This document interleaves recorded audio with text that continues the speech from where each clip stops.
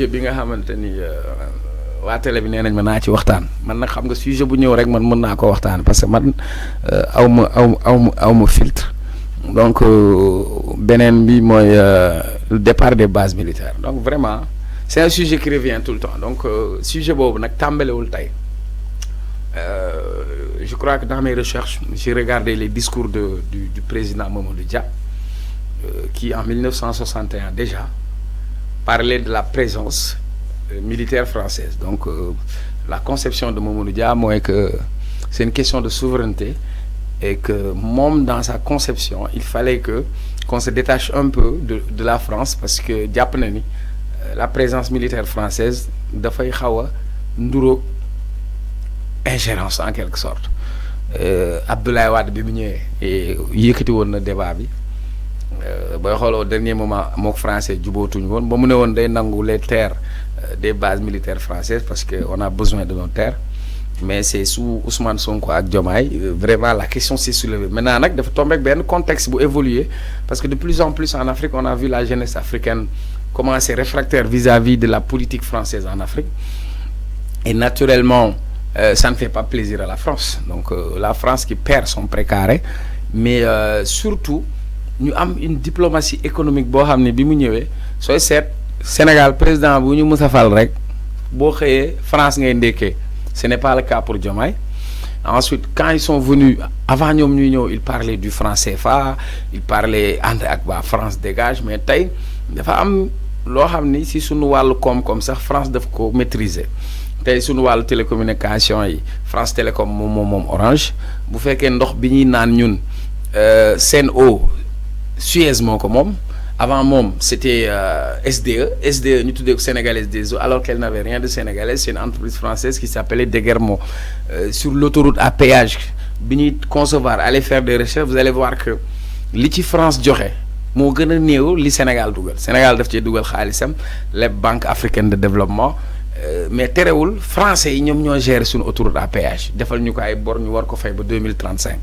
donc les fleurons même de l'économie sénégalaise lu su bëri ci loxo France la nekkoon donc à un moment donné dafa am lu ñuy wax diplomatie économique c'est-à-dire au lieu que ñun ñi am rapport kese ak France ñun ñu fexe am ubbeeku ci àdduna bi am rapport avec ñi nga xam ni mooy l'Inde li nga xam ni moom mooy la Chine la Russie mais tey surtout Qatar ak yenn dëkk yi Émirats arabes unis nga xam ni c'est des modèles de développement qui se sont développés à partir de leurs ressources naturelles ça ne fait pas plaisir à la France parce que la France a perdu son petit carré français nous ne sommes plus à l'ère où on a à la place de président on a de petits préfets de la France qui étaient là pour les intérêts de la France maintenant le discours de Macron ça montre que son inculture Macron ça montre sa petitesse ça montre véritablement li nga xamante ni mooy mainmise bi France amatu ko loolu mu waxu réewante la donc pour man sax waruñu woon yam rek ci discours premier ministre mais tey le président de la République du Sénégal dafa war a convoquer l'ambassadeur de la France pour qu'elle s'explique ou qu'il s'explique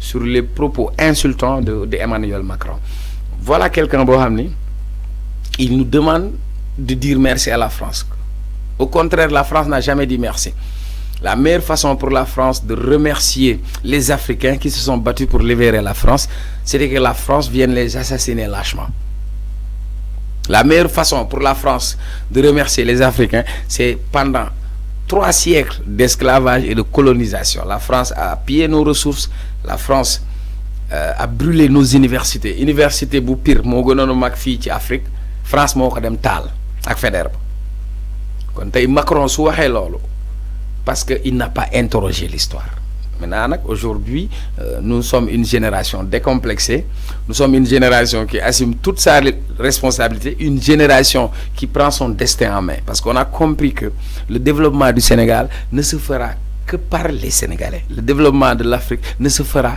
que par l'énergie des Africains il faut ñu comprendre géopolitique la France c'est un petit pays comme Poutine lu mu ko doon un petit pays mais la France comment elle a fait elle a exploité les ressources de ses colonies après les indépendances la France a créé ses représentants pourquoi on a éliminé Mamadou Dia parce que Mamadou Dia la vision qu'il avait c'est de se détacher de la France carrément pourquoi on a éliminé Thomas Sankara pourquoi on a éliminé certains parce que ñooñu dañu bëggoon couper le cordon ombilical Donc ñi fi bàyyiloon ay président benn oui des gens yoo xamante ni ils servaient les intérêts de la France. Donc nous on emmerde la France et puis moi je fais exprès de parler en français.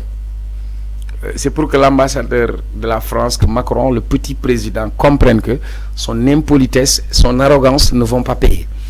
Nous n'avons aucun sentiment de gratitude vis-à-vis de la France. Aucun. Au contraire, la France, c'est un pays lâche. La France, c'est l'ingratitude. La France a été libérée par les Africains. La France s'est construite sur le sang et la sueur des Africains. La France n'a fait qu'exploiter les Africains. La France n'a même pas de ressources ni minières. Toutes les ressources qui sont en Afrique, c'est la France qui était là. Au Niger, en Côte d'Ivoire, à Djibouti, au Sénégal et partout ailleurs en Afrique. Regardez les colonies françaises, le retard que nous avons subi. Du point de vue économique, la France a mis une monnaie qui nous enferme. Cette monnaie ne peut pas permettre le développement de l'Afrique. Même du point de vue même de l'assimilation culturelle. On réfléchit français, on se prend pour des Français. Donc pour moi, il faut se détacher de ça. Et moi, je ne suis pas très fier de voir le pont Faidherbe, avenue William Ponty, Jules Ferry. Moi, j'en ai rien à cirer. Moi, je ne suis pas français. Je ne suis pas français. Même notre hymne national, là, composé par la musique de Herbert Pepper. Hein? Musique française. Hein? Herbert Pepper. Pincez tous vos koras. Quel kora? Quel lion rouge? Il faut que nous gëm suñu bopp. Il faut que nous dëggal suñu bopp. Waaw lu ñeneen mën nañ ko. Nag yaay am ful la. Xam nga li ñuy wax moom sa réew. Waaw moom sa réew nag da ngay mënal sa bopp. Léegi nag mënal sa bopp mooy da ngay foqati li nga xam ni ñeneen ñoo la ko doon defal. Lan moo tax ñuy continuer Orange français yi di ñu exploiter quoi si suñu ay télécommunication lan moo tax ndox mi nga xam ni sénégalais yi ñoo ko moom français yi seen entreprise gagne marché pour distribuer suñu ndox ñun léegi nag il faut nag ñu dëggal suñu bopp moo tax moi je suis très fier de Sonko et de Diomaye parce que ils sont parvenus quand même à concrétiser le combat de plusieurs générations et ça je crois que maintenant on parle de l'armée française. Moi je rappelle toujours la chanson d'Alpha Blondy quand il dit armée française allez-vous-en de chez nous ne voulons plus d'indépendance sous haute surveillance, votre présence militaire attaque notre souveraineté et bafoue notre dignité. Comprenez? Donc ça c'est un débat. Allez demander la présence de l'armée française au Mali, qu'est-ce qu'ils ont fait là-bas? En Centrafrique, qu'est-ce qu'ils ont fait là-bas? Donc même dans les accords de défense, c'était pour défendre les intérêts français. Quand Laurent Gbagbo a remporté les élections, il ne faisait pas l'affaire de la France. C'est Ouattara qui faisait l'affaire de la France. Donc moo tax à tout prix il fallait déboulonner ki nga xam ni moom mooy Laurent Gbagbo. Kadhafi ñoom ñoo ko jaay arme lalal ko tapis rouge mu indi xaymaam biir Paris. Mais quand Kadhafi a commencé à parler de monnaie unique africaine, d'armée unique africaine, on a éliminé Kadhafi. Et c'est ce qui a déstabilisé tout le Sahel.